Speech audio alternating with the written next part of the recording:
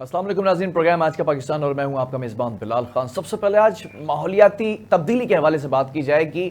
हमने गुज़िश्ता दिनों मगरिब में हमने ये देखा कि एक सिस्टम आता है और बारिशें जो है वो तेज़ी से बरसने लगती हैं। फिर हम ये भी देखते हैं जो खलीजी ममालिक हैं, ख़ास तौर पर अगर बात कर ली जाए मुत्तहिदा अरब इमारात की या फिर सऊदी अरब की, इन इलाक़ों के अंदर माजी के अंदर ये समझा जाता था और देखा जाता था कि बारिशों का नामो निशान नहीं होता था। लेकिन माहौलियाती तब्दीली के बाइस हमने ये देखा कि 75 साल रिकॉर्ड टूट चुका है और 2 साल की जो बारिश है वो यूएई के अंदर चंद घंटों के अंदर हुई। निज़ाम धर्म बरम हो गया, तमाम चीज़ें मफलूज हो गई।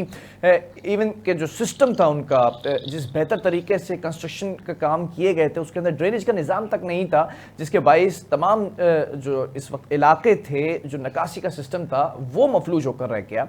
हम ये देखते हैं कि वो सिस्टम वहीं रुकता नहीं है, बल्कि इस सिस्टम ने आगे का जब सफ़र तय किया तो वो बलूचिस्तान यानी कि गवादर के रास्ते होता हुआ कराची तक आता है और फिर आगे निकल जाता है भारत की तरफ। हम ये भी देखते हैं कि गवादर के अंदर जिस तरह से बारिशें हुई हैं, सैलाबी कैफियत एक बार फिर रोनुमा हो चुकी थी और फिर कराची के अंदर भी पहले भी एक सिस्टम आया गुज़िश्ता कुछ हफ्तों कबल, और आज के रोज़ भी एक सिस्टम के आने की नवी सुनाई गई थी। लेकिन उस सिस्टम ने जो जोर पकड़ता है सिस्टम, वो कमज़ोर होता दिखाई दिया और डाइवर्ट हो गया। आज हम बात करेंगे ख़ास तौर पर इस मौजू पर कि ये माहौलियाती तब्दीली किस तरह से इस कुर्रे अर्ज़ पर असरअंदाज होती दिखाई दे रही है और इसके क्या नुकसानात बर्पा हो सकते हैं। हमारे साथ इस वक्त डॉक्टर आमिर आलमगीर जो कि माहिर माहौलियात हैं, वो ऑन कॉल मौजूद। डॉक्टर साहब, बहुत शुक्रिया, आपने वक्त दिया और हमेशा आप हमारे पैनल का हिस्सा होते हैं जब भी हम माहौल पर बात करते हैं। एनवायरमेंटल चेंजेस के ऊपर आपकी एक्सपर्टीज़ है। सबसे पहले मैं ये जानना चाहूँगा कि मुझे याद है कि आपने पिछले साल भी ये पेशगोई की थी कि बारिशें अब ज़्यादा होंगी और ख़ास तौर पर हम एक और प्लेटफॉर्म पर थे, कराची के हवाले से बात कर रहे थे, तो कराची पे आपने ये प्रेडिक्शन की थी कि अब से जो आने वाले साल होंगे उसके अंदर बारिशें वक्तन फ़वक्तन आती रहेंगी, बेवक्त बेमौसम की बारिशें होंगी। इस वक्त माहौलियाती तब्दीली किस तरह से असरअंदाज हो रही है इस कुर्रे अर्ज़ पर? बहुत शुक्रिया बिलाल। बिल्कुल मुझे याद है। और देखिए, अब ये जो इन्वायरमेंटल प्रॉब्लम्स है ना, ये पूरी दुनिया भर में एक बहुत बड़ा इशू बन गई हैं और इसकी एक जो शक्ल है जिसको हम क्लाइमेट चेंज कहते हैं। तो इन्वायरमेंटल प्रॉब्लम, जो छोटी छोटी इन्वायरमेंटल प्रॉब्लम्स थी, वो मिलकर क्लाइमेट चेंज जैसी एक मुसीबत इख्तियार कर चुकी हैं। और इसकी जद में साउथ एशियन कंट्रीज जो हैं वो, उसमें पाकिस्तान भी है। और अब आप देखें जैसे कि आपने बताया कि दुबई में भी इस तरह का सेटअप हुआ है कि उन लोगों ने प्लानिंग ही नहीं की थी, उनको ये पता ही नहीं था कि कभी इस तरह से बारिश हो सकती है। तो देखिए, इसी तरह आप अगर देखें तो क्लाइमेट चेंज की वजह से कभी बहुत ज्यादा फ्लडिंग हो जाती है, कभी ड्राउट पीरियड आ जाता है। तो ये अब एक फिनोमेना बन चुका है, ये एक नेचुरल फिनोमेना बन चुका है। और इसमें हमने जो अपनी एंथ्रोपोजेनिक एक्टिविटीज हैं, जो हम इतना सारा पॉल्यूशन फैला रहे होते हैं, चाहे वो एयर की शक्ल में हो, वाटर की शक्ल में हो, हम अपनी माहौलियात को इतना खराब कर चुके हैं कि हाइड्रोलॉजिकल साइकिल जो है वो डिस्टर्ब हो गई है, जिसकी वजह से मूनसून का सिस्टम डिस्पर्स हो चुका है और बारिशें जो है वो बेवक्त हो रही हैं। और 2023 में अगर हम देखें तो पाकिस्तान में बारिशें जो है वो खास तौर पे कराची में और सिंध के एरियाज में बारिशें जो है वो नहीं हुई हैं, लेकिन अब 24 में ये सिलसिला फिर से शुरू हो रहा है और ये इसी तरह से होता रहेगा। क्लाउड बर्स्ट होंगे, सिस्टम बनेगा, क्लाउड बर्स्ट होंगे, जहां एयर का प्रेशर कम होगा। जैसे बलूचिस्तान में एयर का प्रेशर कम था, बारिशें बरस गई। ये हमारी खुशकिस्मती थी कि कराची और सिंध में एयर का प्रेशर ज्यादा होने की वजह से ये सिस्टम इंडिया में दाखिल हो गया, वरना यहाँ पर भी अच्छी खासी जो है वो बारिश होती है और उसकी वजह से काफी ज्यादा तबाहकारियां जो है वो हमें नजर आती। तो मैं ये समझता हूँ कि हमें अब इस चीज के लिए तैयार हो जाना चाहिए कि किसी भी वक्त, किसी भी महीने में, किसी भी साल में इस तरह के सिस्टम्स अचानक आकर बारिश भी बरसा सकते हैं और हमें अपने सिस्टम्स को इम्प्रूव। ठीक है, तो हमारे जो इदारे हैं, मैं समझता हूँ कि इनको अब इस तरह के सिस्टम्स के ऊपर बहुत ज्यादा काम करने की जरूरत है कि अर्ली जो है वो वार्निंग्स आ जाएं, ताकि जो भी इदारे हैं और जो लोग हैं वो अपने आप को सेव कर सकें। क्योंकि अब ये चीजें जो हैं ये बहुत तेजी से, ज्यादा तेजी से ये आएंगी और इसकी फ्रीक्वेंसी जो है ना वो कम हो गई है, यानी कि कम टाइम में ये चीजें रिपीट होंगी। अच्छा, एक सवाल ये भी है कि माहौलियाती तब्दीली, दूसरी तरफ हम ये भी देखते हैं कि मौसम गर्म से गर्म तर होता चला जा रहा है। मुझे याद है कि इतनी गर्मी कुछ शहरों के अंदर नहीं हुआ करती थी। अब जो दर्जे हरारत है वो 50 और 40 से तो अबूर ही कर चुका है डिग्री सेंटीग्रेड, और 50 तक जा रहा है। ख़ासतौर पर अगर कराची की बात की जाए तो अभी भी हम ये देखते हैं कि गर्मियों का जो स्पेल शुरू होता था उससे 1-1.5 माह पहले ही गर्मियाँ आ जाती हैं। तो क्या मौसम और ज़्यादा गर्म होता दिखाई देगा?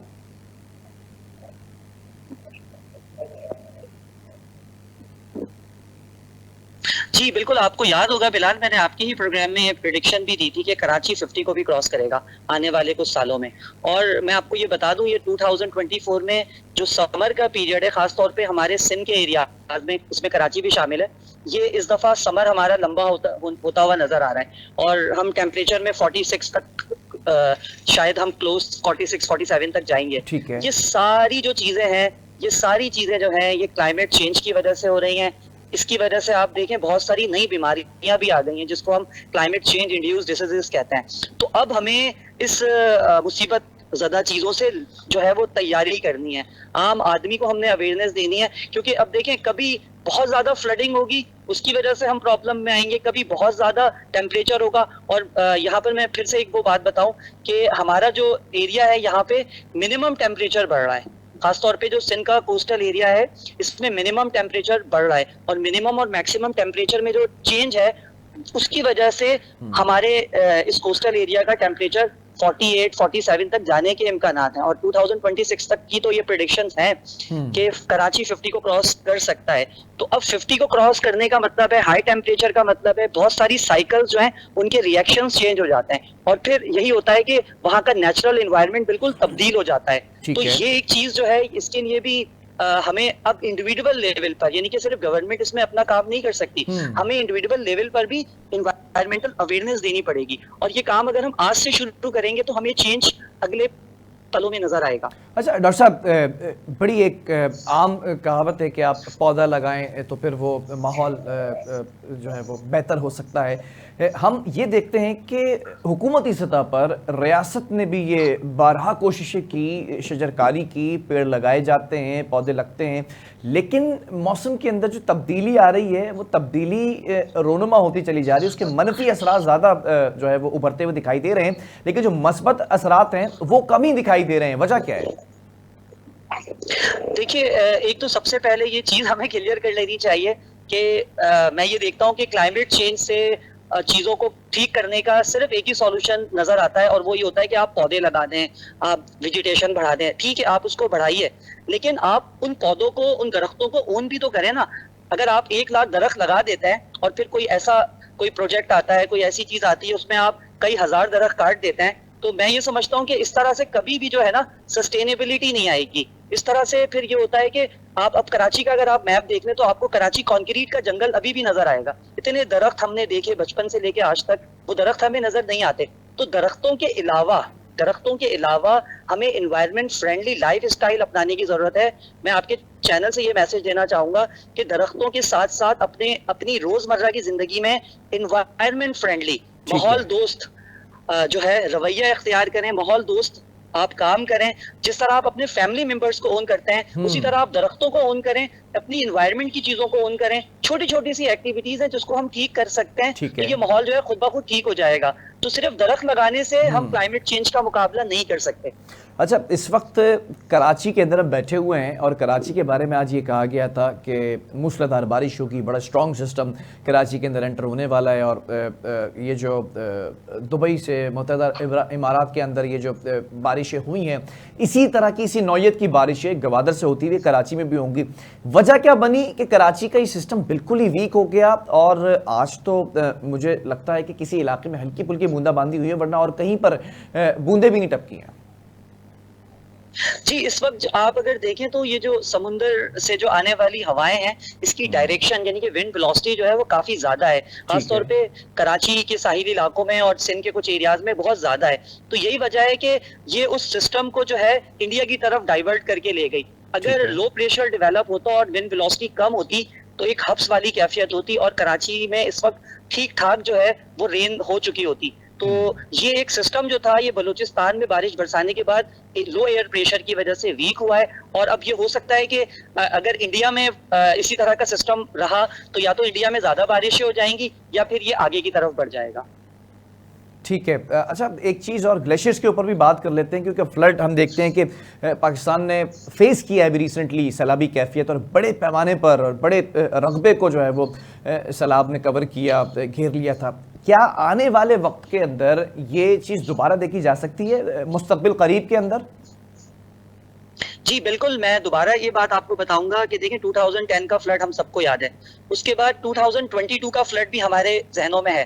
तो 2010 और 2022 में तकरीबन 12 साल का टाइम था, इतना बड़ा फ्लड आया। लेकिन अब आप ये देखिए कि 2022 के बाद अगले 12 साल नहीं लगेंगे, इवन 10 साल भी नहीं लगेंगे। मुझे लगता है कि अगले 5-6 सालों में हम इसी तरह का एक फ्लड और फेस करेंगे, क्योंकि ये क्लाइमेट चेंज का जो एक साइकिल है ना, ये आपके इस तरह के जो नेचुरल डिजास्टर्स हैं इनको बढ़ा रहा है, इनकी फ्रीक्वेंसी को कम कर रहा है, कम टाइम में बड़े डिजास्टर्स लेकर आ रहा है, चाहे वो टेम्परेचर के रिकॉर्ड्स की शक्ल में हो, हैवी रेनफॉल की शक्ल में हो, ड्राउट पीरियड्स की शक्ल में हो, या फ्लडिंग की शक्ल में हो। अच्छा, बड़ी इंडस्ट्रीज़ के ऊपर अगर बात कर ली जाए तो वो जो उनसे फजला खारिज होता है, जो वेस्ट होता है, वो भी समंदर के अंदर जा रहा है, जिसके ऊपर हम ये देखते हैं कि समंदरी हयातियात को भी, ब्लू इकोनॉमी को भी बड़ा फ़र्क पड़ रहा है। क्या ये भी एक रीज़न हो सकता है क्लाइमेट चेंज का? देखिए, क्लाइमेट चेंज में बहुत सारे फैक्टर्स हैं, हम उसमें इसको भी किसी हद तक कंसिडर कर सकते हैं। ये इनडायरेक्ट इम्पैक्ट जरूर डालता है, क्योंकि ये भी कहा जा रहा है कि जिस तरह से हम प्लास्टिक पॉल्यूशन फैला रहे हैं, खासतौर पे हमारी कोस्ट में जो प्लास्टिक डेब्रीज आ रही हैं, तो ये बहुत सारे लोगों का ये भी कहना है कि दुनिया भर में जो आपके जो आबी हयात हैं ये खत्म हो जाएंगे। 2030 और 2035 में ये प्रेडिक्शन दी जा रही है कि समुद्रों में मछलियों की जगह प्लास्टिक होगा। ग्लोबली इस तरह की प्रेडिक्शंस आ रही हैं। और मैं ये समझता हूँ कि जो अनट्रीटेड इंडस्ट्रियल और डोमेस्टिक वेस्ट जो मुख्तलिफ ममालिक में समुंदरों में बहाया जा रहा है, उसकी वजह से वाटर का टेम्परेचर जो होता है वो भी थोड़ा सा इंक्रीज कर होता है, क्योंकि केमिकल रिएक्शन होता है। वाटर की जो डिजोल्व ऑक्सीजन होती है वो भी उसकी वजह से चेंज होती है, जिसकी वजह से बहुत सारी मैरीन लाइफ जो है वो डिस्टर्ब होती है। और फिर ग्लेशियर्स के मेल्ट होने की वजह से जो सी लेवल राइज होता है वो उसको और ज्यादा जो है इनहेंस करता है। तो ये सारा फिनोमेना डायरेक्टली और इनडायरेक्टली जो है क्लाइमेट चेंज से एसोसिएटेड है। ठीक है। अब ये भी जानना चाहूँगा हीट वेव के हवाले से, अभी हमने गुज़िश्ता 3 से 4 दिन देखा फ़ौरन ईद के बाद कि गर्मी में एकदम से शिद्दत आ गई, और टेम्परेचर या दर्जा हरारत की बात की जाए तो वो ऊपर गया है। क्या इस वक्त जो गर्मियों का मौसम आएगा उसमें हीट वेव भी देखी जा सकती है? जी बिल्कुल, और खास तौर पे मैं कराची के हवाले से आपके प्रोग्राम में ये बात कहना चाहूँगा कि हमें हीट वेव्स की तैयारी कर लेनी चाहिए, हमें हिफाजती इक़दामात जो हैं उसको अपना लेना चाहिए, क्योंकि इस दफ़ा टेम्परेचर के थोड़े ज़्यादा रहने का खदशा है और काफ़ी ज़्यादा हीट वेव्स की वजह से प्रॉब्लम्स हो सकती हैं। स्पेशली कराची में हमें ये ज़्यादा चीज़ें नज़र आएंगी। ठीक है। बहरहाल ये भी ज़रा जानना चाहूँगा कि हीट वेव से बचने के लिए, आप इन्वायरमेंटलिस्ट हैं, ऑब्वियसली आपकी सजेशन हम मलूज़ खातिर रखेंगे देखने वालों के लिए जो इस वक्त सुन रहे हैं और देख रहे हैं। क्या प्रिकॉशंस होनी चाहिए, प्रिकॉशनरी मेजर्स क्या होने चाहिए इसके लिए?